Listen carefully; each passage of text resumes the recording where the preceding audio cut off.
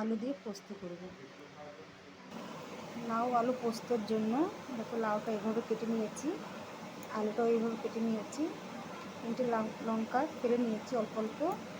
এই যে পোস্তটা এই যে মিক্সিতে পিষবো। কড়াইতে তেল দিয়ে দিলাম, তেলটা আমার গরম হয়ে গেছে, কালো জিরে দিয়ে দিলাম, 3টে কাঁচা লঙ্কা দিয়ে দিলাম। আলুটাকে দেবো, আলুটাকে 2-3 মিনিট ভেজে নেবো। লাউটা দিলে জল ছেড়ে দেবো। 2-3 মিনিট ভাজা হয়ে গেছে, হলুদটা দিয়ে দিলাম, হলুদ দিয়ে একটু ভেজে নেবো।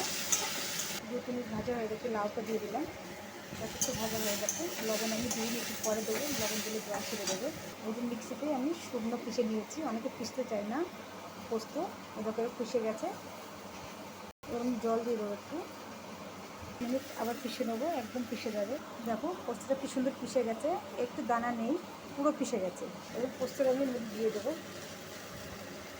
পোস্তটা দিয়ে মিক্স করে নেবো। দেখো লাউটা কমে গেছে, এবার আমি লবণটা দিয়ে দিলে বুঝতে পারবো, বেশি হবে না লবণ। 1 চামচ লবণ দিয়েছে, একটু অল্প একটু দিয়ে দেবো। পোস্তটা একেবারে কি সুন্দর পিষে গেছে, একটু দানা দানা নেই, একেবারে কম আছে। আমি 5-6 মিনিট ঢেকে রাখবো। দেখো লাউ থেকে জল বেরিয়ে গেছে এরকম, এখানে লবণ দিয়ে একটু ঢাকা দিয়ে দিতে হবে, আর 2-3 মিনিট ঢাকবো, তাহলেই হয়ে যাবে। ঝিঙা পোস্তটা হয়ে গেছে, নামিয়ে দেবো, এটা বন্ধ করে দেবো। ঝিঙা পোস্তটা হয়ে গেছে,